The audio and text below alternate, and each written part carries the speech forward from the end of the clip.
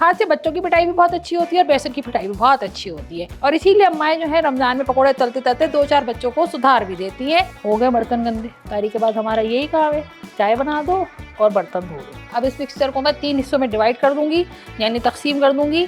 और बहुओं को वैसे भी तकसीम करने का काम बहुत अच्छा आता है। हाँ, मियाँ से फरमाइश करनी हो कि कहीं घुमाने ले जाए तो फिर मेरी ये रेसिपी को मियाँ को नहीं दिखाना।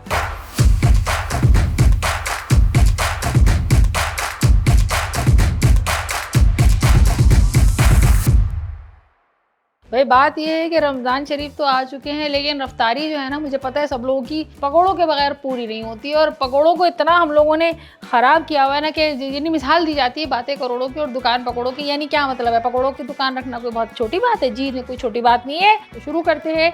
आधा किलो ले लिया मैंने बेसन हम सबसे पहले एक सादा सा इसका मलगूबा तैयार कर ले। मलगूबा पता है? हाँ पता है, बहुत तुम लोगों को इंग्लिश आती है ना, मलगूबा नहीं पता तुम लोगों को। मलगूबा होता है मिक्सचर। अब इसके अंदर मैंने 1 गड्डी डाल दिया धनिया, ठीक है। अब धनिया तुम लोग बोलोगे कि भाभी धनिया तो बहुत महंगा है, तो तुम लोग इसको सुखा के भी रख सकते हो। उसकी वीडियो भी फिर इंशाल्लाह हम अपने चैनल पे ज़रूर डालेंगे। उसके बाद हमने ले लिया 1 गड्डी पुदीना, उसके बाद सफ़ेद ज़ीरा और उसके बाद साबुत धनिया, दोनों को हमने कर लेना है मिक्स। उसके बाद हमने उसको भून लेना है। भूनने का प्रोसेस तुम लोगों को मैं बता चुकी हूँ। उसके बाद मैंने इसके अंदर डाल दिया है 2 टीस्पून, ये देख लो नमक है। अब नमक भी दिखाया जाएगा तुम लोगों को, क्या अकल है तुम लोगों की। अब मैं डालूंगी इसके अंदर लाल मिर्ची, क्योंकि मिर्चें हमारे यहाँ वैसे भी लोगों को बहुत लगती है, ठीक है। 2 टीस्पून मैं डाल रही हूँ इसके अंदर लाल मिर्च, देख लो लाल मिर्च नजर आ रही है।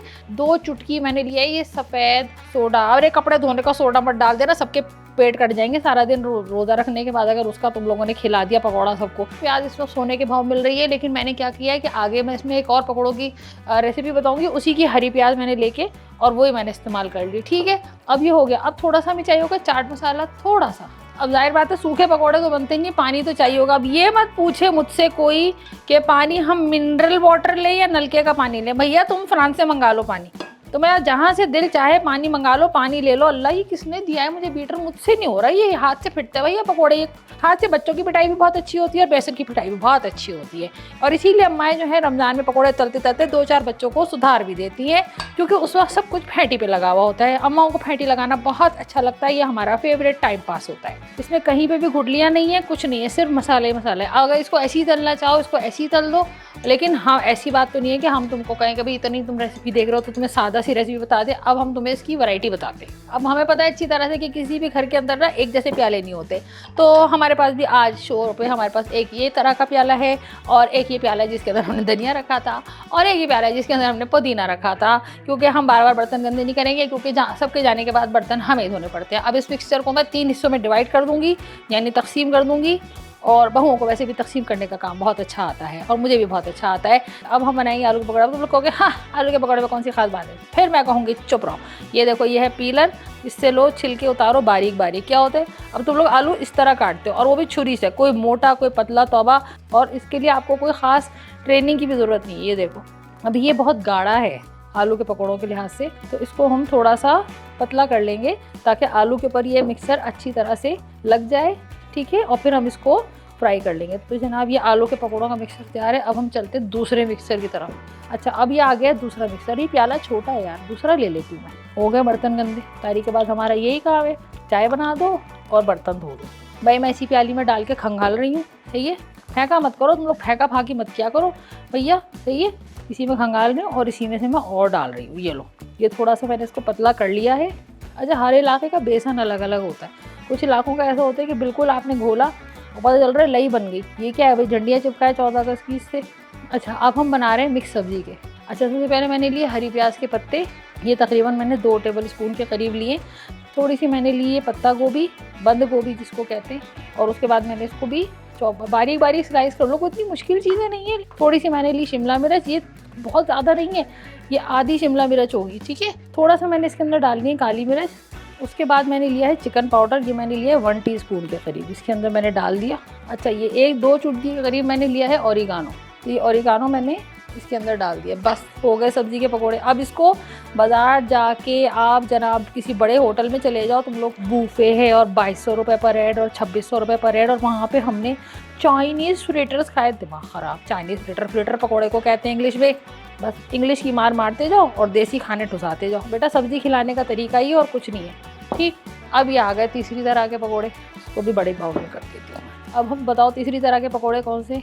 हाँ, जिसके लिए तुम लोग जाते हो मरी, अंडा पकोड़ा। अंडा पकोड़ा खाते हो मरी जाके हैं?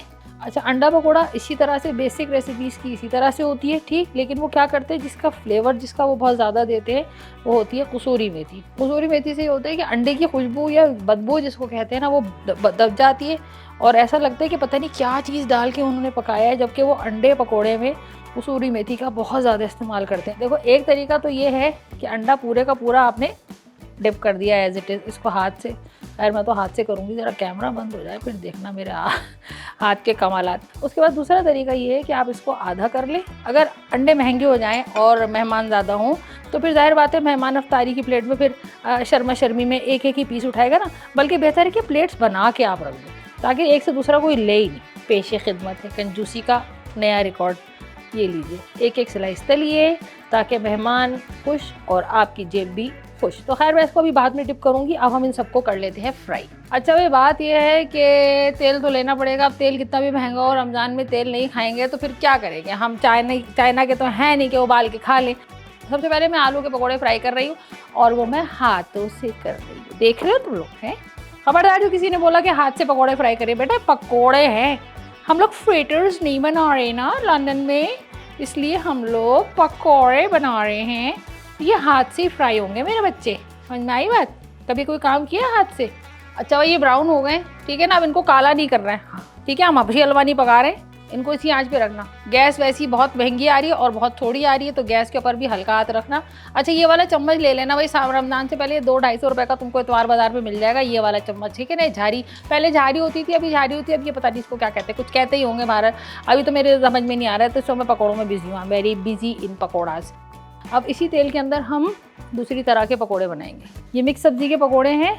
अच्छा, इसमें क्या होता है, रमज़ान में 30 रोज़ों में आराम से तुम लोग अपने घरों के अंदर ना वैरायटी दे सकते हो। अब एक ही दस्तरखान पे अगर तुम ये बना लो, एक दिन एक तरह के पकोड़े बना लो, दूसरे दिन दूसरी तरह के पकोड़े बना लो। बल्कि हमारी तो रमज़ान की इतनी सारी रेसिपीज़ आ रही है कि अगर तुम सिर्फ उसको फॉलो करते रहो ना, तो तुम्हारा दस्तरखान पे कोई एक आइटम भी ना रोज़ रिपीट ही नहीं होगा। अब चाहे मोहल्ले में भर के बांटो, मौलवी साहब को ट्रे बना के भेजो, पड़ोसियों क्या भेजो, अम्मी अब्बू को बुलाओ, सास ससुर को बुलाओ, सब लोग ये कहेंगे भाई बड़ी रेसिपीज़ आती है तुम लोगों को। बस हमारे चैनल का नाम बता देना, और अगर आ ही गए हो चैनल पे तो सब्सक्राइब करके जाना भाई, ऐसे ही नहीं जाना भाई, बुरी बात होती है। क्या फ़ायदा है इस अंगूठे का, है सब्सक्राइब ही कर लो इसको भाई। पकौड़ों का अगर तुम्हें लग रहा हो कि आज कम ज़्यादा है या गैस कम हो रही है, ज़्यादा हो रही है, तुमने कुछ ज़्यादा ही मोटे मोटे ईंटें पका दी हैं, तो सिर्फ तुम लोगों को बताने के लिए बता रही हूँ कि कांटा लेके ना और उसको उसे चुबो देना, ठीक है। क्योंकि अगर पकोड़े अंदर से कच्चे निकले ना तो ये कांटा फिर अम्मी तुम्हारे चुबो देंगी। और लड़कियों, ये करते हुए ना हाथ मत जलाना, हाथ मत जलाना, ठीक है। ये मत सोचना कि एक दिन हाथ जला लेंगे तो अगली 4 दिन में है ना हमारी छुट्टी हो जाएगी, बेटा जले हुए हाथ से काम करना पड़ेगा। ये हो गए हमारे सब्जी के पकोड़े। भाई लाखों रुपए खर्च करके तुम लोग जाते हो मरी, तुम्हें सेल्फी लेने के लिए, अंडा पकोड़ा खाने के लिए अब मरी जाने की ज़रूरत नहीं है, ठीक है, यहीं पे खा लेना। हाँ, मियाँ से फरमाइश करनी हो कि कहीं घुमाने ले जाए तो फिर मेरी ये रेसिपी को मियाँ को नहीं दिखाना, ठीक है ना भाई। जाओ जाओ मियाँ के जेब पे जाओ, हमें क्या भाई, बेगम को तो फरमाइश करनी चाहिए ना। मियाँ से नहीं करेगी तो और किससे करेगी। The pakora bomb is ready, पकौड़ों का आइटम बॉम्ब, अंडा पकौड़ा। अब देखो भाई, घर की चीज़ों से इतनी सारी ट्रे भर के जो है ना बन गई है अफ्तारी। ये देखो, ये आलू के हैं, इसके साथ हमने मेयोनीज रखी है सर्विंग में। ये हमारे मिक्स सब्जी के पकौड़े, इसके साथ हमने हरी चटनी बनाई है, ये भी सिखा देंगे, ज़्यादा परेशान होने की ज़रूरत नहीं है।